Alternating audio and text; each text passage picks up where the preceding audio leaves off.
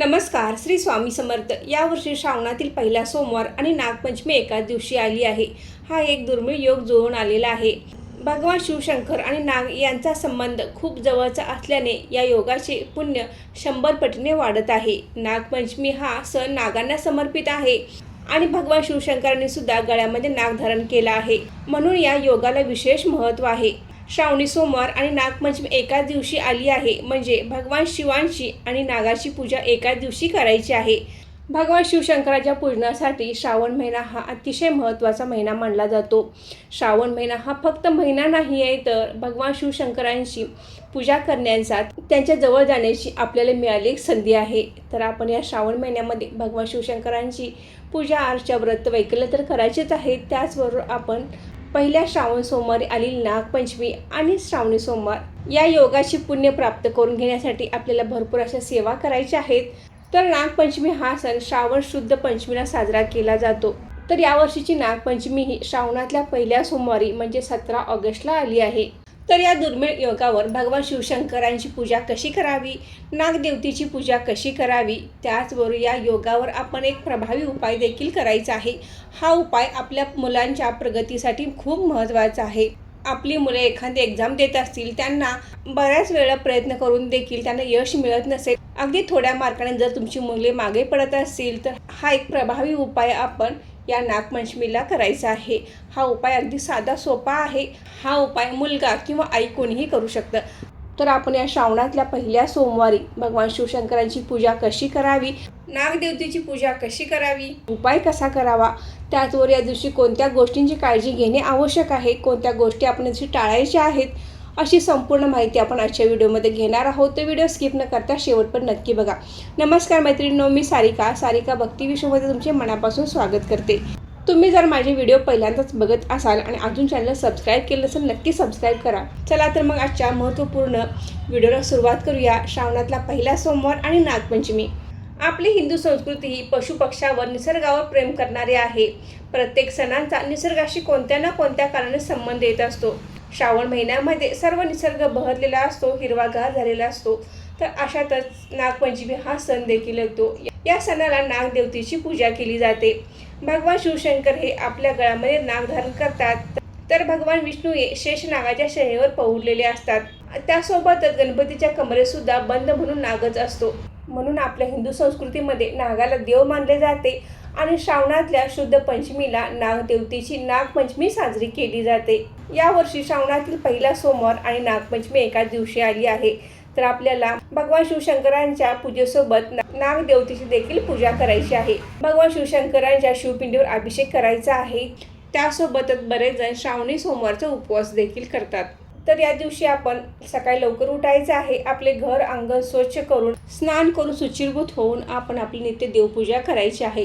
नित्य देवपूजेसोबतच तुम्ही भगवान शिवशंकरांच्या शिवपिंडीवर अभिषेक सुद्धा करायचा आहे. हा अभिषेक तुम्ही शुद्ध पाण्याने, पंचामृताने, दुधाने, साखरेने, मधाने, तुम्हाला ज्या पदार्थाने अभिषेक करणे शक्य आहे तो पदार्थ घेऊन तुम्ही अभिषेक करायचा आहे. त्याचबरोबर भगवान शिवशंकरांना आवडणाऱ्या वस्तू देखील अर्पण करायचे आहेत. पांढरी फुले, बेलपत्र, धोत्र्याची फूल, फळ हे सर्व आपण भगवान शिवशंकरांच्या शिवपिंडीवर अर्पण करायचं आहे.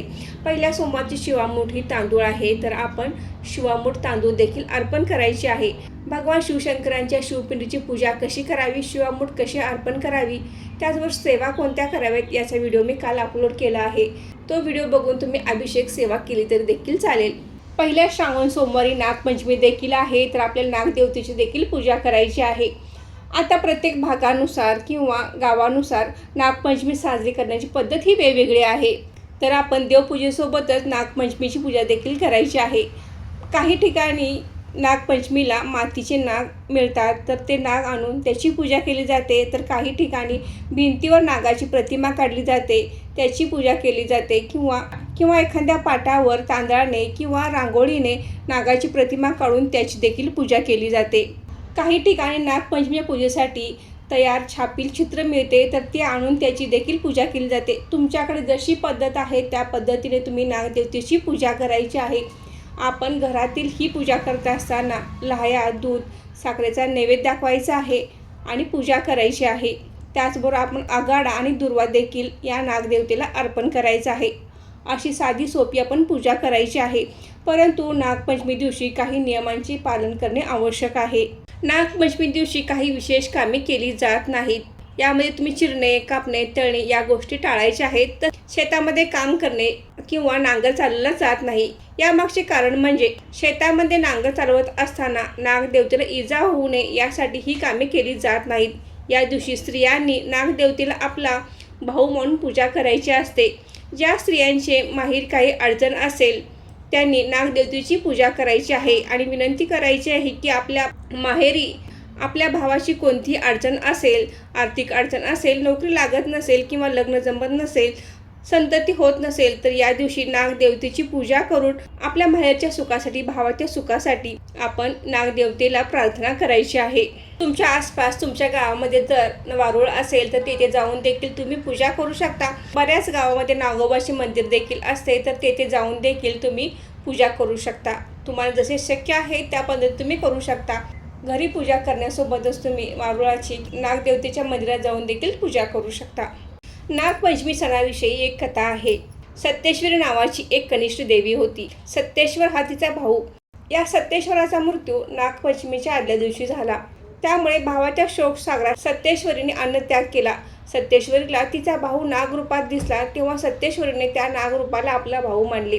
त्यावेळी नागदेवतेने वचन दिले की जी बहीण माझा भाऊ म्हणून पूजा करेल तिचे मी रक्षण करेल.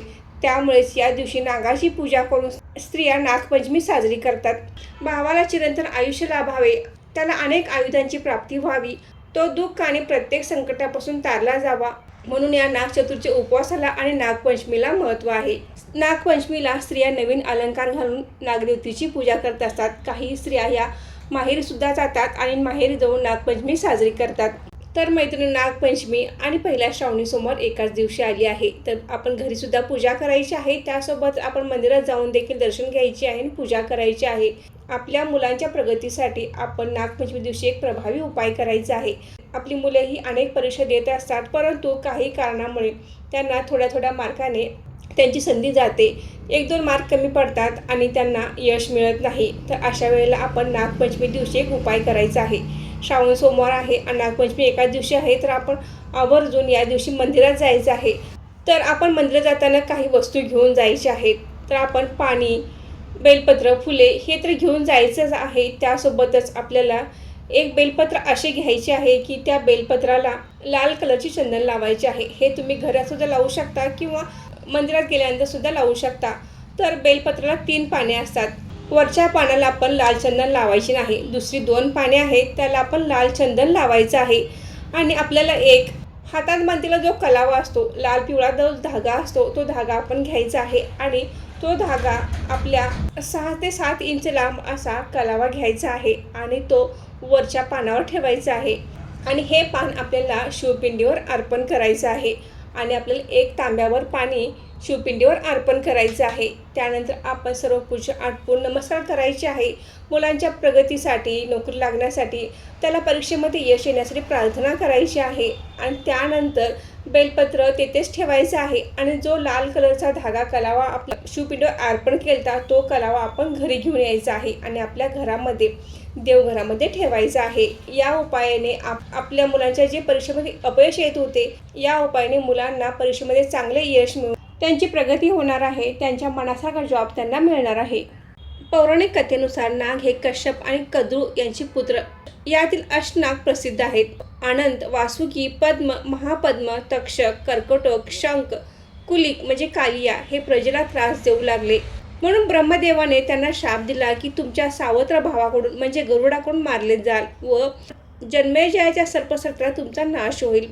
या भागातील अनंत, वासुकी हे मानवाला अनुकूल व तक्षक, कर्कटक, कालिया हे देव मानवांची कट्टर वैरी होते. अशी नागांची कथा आहे. यमुनेच्या डोहात कालिया नावाचा महाविषारी सर्पनाग होता. त्याच्या साध्या फुत्काराने सुद्धा सर्व काही भस्मसात होई. भगवान श्रीकृष्णाने कालिया नागाला मारले व गोकुळातील लोकांचे रक्षण केले. तो दिवस म्हणजे श्रावण शुद्ध पंचमी म्हणजे नागपंचमीचा दिवस. तेव्हापासून लोक नागाची पूजा करून त्यास लाह्या, दूध देतात. या दिवशी नागदेवतेबरोबर श्रीकृष्णाची पूजा सुद्धा करतात. या दिवशी अंगणात रांगोळीच्या ठिपक्यांचा नाग काढतात. पाटावर चंदनाचे 5 फण्यांचा नाग काढतात व नवनागांची नावे देऊन यथासांग पूजा करतात. प्रथेनुसार नागपंचमी दिवशी काही कामे टाळली जातात. या दिवशी चुलीवर तवा ठेवणे, विळीने चिरले जात नाही. त्याचबरोबर तळण करू नये. पाटावर नागाची रांगोळी करून नागाची पूजा करावी. श्रावण महिन्यातील शुद्ध पंचमीला नागाची पूजा केली जाते, म्हणून त्याला नागपंचमी असे म्हणतात. पूजेच्या उपचाराच्या वेळी अनंतादि नागोभ्यो नमः असा मंत्र म्हणावा. त्याचबरोबर या दिवशी पुरणाचे दिंडे आणि साखर खोबऱ्याचे दिंडे आणि उकडीचे पदार्थ करावेत आणि त्याचा नैवेद्य देखील या नागदेवतेने दाखवायचा आहे. आपली भारतीय संस्कृती सर्वांवर प्रेम करायला शिकवते. तसे पाहिले तर नाग हा रानावनात राहणारा प्राणी, पण पावसाळ्यात त्याचे घर पाण्याने भरते, म्हणून तो गावात येतो, घराच्या वरचणीला बसतो. तो अतिथी पाहुणा असतो, म्हणून त्याची पूजन करायचे. नागाला वनात राहण्यास आवडते. त्याला पावित्र्य आवडते, स्वच्छता आवडते, सुगंध आवडतो. तो फुलाला जवळ करतो. नागांचा आणखी एक गुण म्हणजे ते शेतांचे राखण करतात. उंदीर, घूस शेतात येऊ देत नाहीत. हे सुद्धा त्यांचे एक उपकारच आहे. नागाची पूजा म्हणजे विषारी सर्पातील चांगुलपणा पाहावयास आपली संस्कृती सांगत आहे. अशी या नागपंचमी सणाची कथा आहे. तर मैत्रिणींनो, आपली संस्कृती ही निसर्गावर, प्राणीमात्रावर प्रेम करणारी आहे. तर आपण आवर्जून नागपंचमीचा सण अगदी उत्साहाने आनंदाने साजरा करायचा आहे आणि नागदेवतेची पूजा करायची आहे. तुम्हाला नागपंचमीच्या आणि श्रावणातल्या पहिल्या सोमवारच्या खूप खूप शुभेच्छा.